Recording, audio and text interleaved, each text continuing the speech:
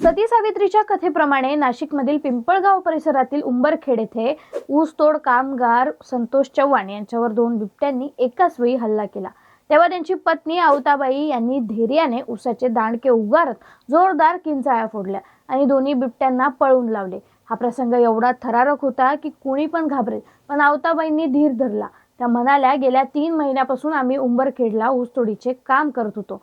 गुरुवारी शेवटच्या दिवशी 6 गुंठे ऊस बाकी होता।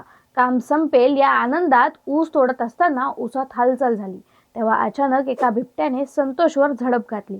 मी पाहत असताना दुसरा बिबट्या येऊ लागला। डोळ्यासमोर अंधारी आली, पण अंगात कुठून तरी बळ आले। हातातील दांडके उगारून मी बिबट्याकडे धावले आणि मोठ्याने ओरडले। माझा आवाज ऐकून दोन्ही बिबटे थबकले आणि पळून गेले। यानंतर संतोष तर जखमी झाले, त्यांच्या हाताचा बिबट्याने लचका तोडला, पण आवताबाईच्या धैर्यामुळे मोठा अनर्थ टाळला। आता हा थरारक प्रसंग त्यांच्या मनावर कायमच कोरला गेलाय।